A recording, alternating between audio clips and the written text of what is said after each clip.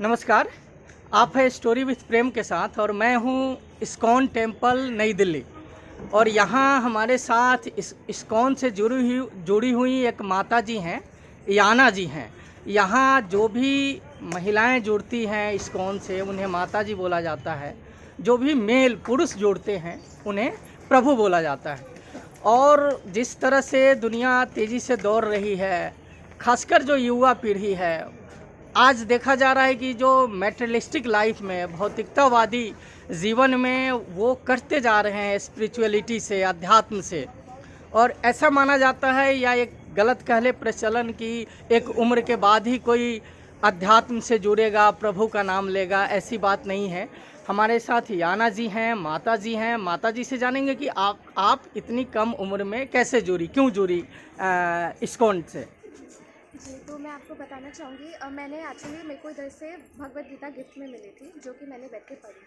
ठीक है। जिसको पढ़ के मेरे को काफ़ी सारी रियलाइजेशंस हुए। मेरे को एक्चुअली समझ आया कि भगवत गीता में कुछ गलत नहीं लिखा हुआ है, जो वो हमारी ज़िंदगी से ही काफ़ी कुछ रिलेटेड है। मैंने जब उसको पढ़ा तो मैं समझ पाई कि भगवत गीता में जैसा भी जो कुछ बताया गया है वो एक्चुअली मेरे साथ हुआ है। भगवत गीता में इस जगत को दुखालय कहा गया है, यानी कि जहाँ पे दुख मिलता है। मेरे जीवन में भी एक्चुअली बहुत सारे दुख थे जिनको मैं पहले नहीं देख पाई थी। मेरे को ऐसा लगता था कि पता नहीं मैं क्यों परेशान रहती हूँ, बट भगवत गीता पढ़ के मेरे को रियलाइज़ हुआ कि हाँ, ये सारी चीज़ें एक्चुअली है। भगवत गीता में हर छोटी से छोटी चीज़, जैसे कैसे खाना चाहिए, क्या खाना चाहिए, कैसे काम करना चाहिए, सब कुछ बताया गया है। और फिर मैंने भगवत गीता में दिए गए चीज़ों को प्रैक्टिस करना शुरू किया। उसमें लिखा था कि भगवान के नाम का जप करना चाहिए, भगवान के बारे में श्रवण करना चाहिए, उनके बारे में पढ़ना चाहिए, सुनना चाहिए। तो मैंने वो सारी चीज़ें की और उनको पढ़ के मेरे को अपने अंदर ग्रेजुअली कुछ चेंजेस दिखाई दिए कि पहले से, जैसे पहले जो मैं दुखी रहती थी छोटी छोटी चीज़ों को लेके, वो दूर हो गए। और अब मेरे को काफ़ी अच्छा लगता है इधर आके। मेरे काफ़ी लोगों से बात होती है, दोस्त भी बन गए हैं और अब मैं भक्ति में आगे बढ़ पा रही हूँ भगवान के पास।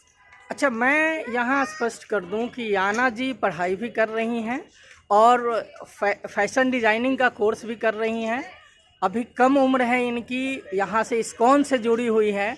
और ये जो सारी भ्रांतियाँ भी ये दूर कर देंगी कि जो यंगस्टर है, युवा है, ये कोई ज़रूरी नहीं है कि आप 50 के बाद 60 के बाद ही आए।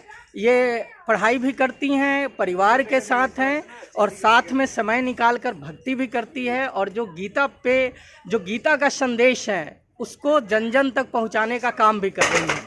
तो याना जी, चूँकि यहाँ माता जी बोला जाता है तो मैं आगे माता जी ही बोलूँगा इन्हें।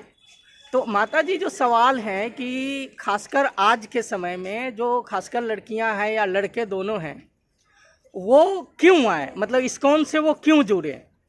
क्योंकि प्रॉब्लम्स तो सभी की लाइफ में आते हैं। सभी को जानना चाहिए कि भगवत गीता में भगवान ने जो संदेश दिया है वो हमारे लिए दिया है। ठीक है। अभी हम ही नहीं पढ़ेंगे उनको तो फिर कौन पढ़ेगा।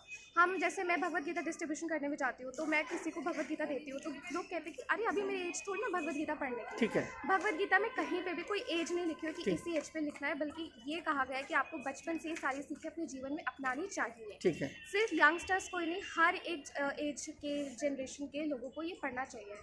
और यंगस्टर्स भी जब इसको पढ़ेंगे तो इसको पढ़ के जो दूसरे आसपास के वो अपने दोस्त हैं उनको और ज़्यादा अच्छे से इन्फ्लुएंस कर पाएंगे। ठीक है। क्योंकि आजकल के यंग जनरेशन वाले बच्चे जब देखेंगे कि हमारे ही एज के बच्चे इन सीखों को अपना रहे हैं तो उनको और मोटिवेशन मिलेगा इस बात पे आने के लिए। ठीक है। और ये हमारे जीवन को सुधारता है। आजकल के जैसे लोग बहुत गलत राह पे जा रहे हैं, नशे करते हैं, smoking, drinking, all kind of illicits, तो वो कोई सही नहीं है। ये सब करके उनको खुद को ही पछताना पड़ता है, बाद में उनकी खुद की हेल्थ खराब होती है। तो यहाँ पे हम ऐसा कुछ नहीं करते हैं, इन सब चीज़ों से दूर रहते हैं और एक सही मार्ग पर रहते हैं। तो वो 4-5 बातें बतानी हों जो इस्कॉन के जरिए आपने सीखा है, गीता के जरिए सीखा है और खासकर युवा पीढ़ी सीखे, वो कौन सी बातें होंगी? सबसे पहले तो हमें अपने अंदर की जो बुरी आदतें हैं उनको कम करना है। ठीक है। उनको कम करके हमारे अंदर ग्रेजुअली अपने आप ही अच्छी आदतें बढ़ेंगी। हमारा जो दिमाग है कभी भी खाली नहीं रह सकता, हमेशा कुछ ना कुछ सोचता रहता है। ठीक है। तो अब वो आपकी मर्जी है कि आप उसको सही चीज़ पे लेके जाएंगे कि गलत चीज़ पे लेके जाएंगे। अब आप उसको गलत चीज़ पे लेके जाएंगे तो फिर तो बाद में फिर जो आजकल दंगे होते हैं वो उसका नतीजा है। ठीक है। यहाँ पे हम ऐसा नहीं करते, हम भगवान के बारे में सोचते हैं, के बारे में पढ़ते हैं, भगवान का नाम जप करते हैं, तो उससे हमारे दिमाग में ऑटोमेटिकली अच्छी चीज़ें आती हैं, जिससे आगे का जनरेशन भी अच्छा होगा। अब हम यंगस्टर्स जो हैं, इंडिया का फ्यूचर है, ठीक है। सिर्फ इंडिया का नहीं, हर एक वर्ल्ड के जो भी यंगस्टर्स है वो आगे का फ्यूचर है। जब वही शांत रहेंगे और अपने अंदर अच्छी आदतें मेंटेन करेंगे तो आगे फिर हमारा सबका भविष्य अच्छा होगा और समाज में शांति होगी। अच्छा माता जी, एक चीज़ बताइए कि लोगों को लगता है कि जैसे आप यहाँ से जुड़ गई, अभी पढ़ाई भी कर रही हैं, तो हम समय क्यों बर्बाद करें? ये समय बर्बाद करना नहीं है, एक्चुअली इससे हमारा टाइम मैनेजमेंट और अच्छा होता है। करेक्ट। पहले जब मैं इधर इस्कॉन से जुड़ी हुई नहीं थी, मैं आराम से सुबह 11-12 बजे उठती थी। ठीक है। और फिर आगे जाके भी मैं कुछ अच्छे से काम करती नहीं थी, पढ़ाई में मेरा ध्यान नहीं लगता था। अब जब मैं इस्कॉन से जुड़ी हूँ तो मैं रोज़ सुबह 4 बजे उठ जाती हूँ। मेरे 6 बजे तक मैं माला भी जपती हूँ, सुबह बुक रीडिंग भी करती हूँ। ठीक है। और भगवान के बारे में सुनती भी हूँ, भागवतम क्लास अटेंड करती हूँ।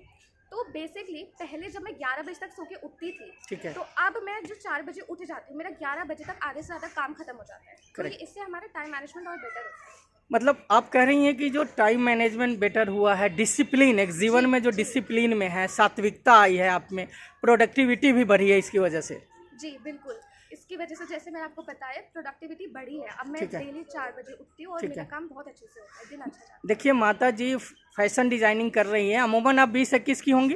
जी 20 साल। 20 साल इनकी उम्र है। और बताइए कि इस्कॉन से जुड़ी हैं, माता जी बन गई हैं, और दिल्ली जैसी राजधानी जिसको कहा जाता है कि बहुत फास्ट ज़िंदगी होती है, किसी गांव शहरों की तुलना में दिल्ली की जो ज़िंदगी है वो मानी जाती है कि ये 100 साल आगे की ज़िंदगी है, मेट्रो की ज़िंदगी है, बहुत फास्ट ज़िंदगी है। ऐसे में माता जी का मानना है कि 20 साल की एक माता जी का मानना है कि प्रोडक्टिविटी बढ़ती है, इनके जीवन में अनुशासन आया है, और गीता के संदेशों का पालन करके, गीता को पढ़कर, आप सोचिए कि 4 बजे ब्रह्म मुहूर्त में उठना, भक्ति भी करना, प्रभु का नाम लेना, अच्छा मैसेज जन जन तक पहुंचाना, अपनी पढ़ाई करना, अपने परिवार के साथ रहना और खुश रहना।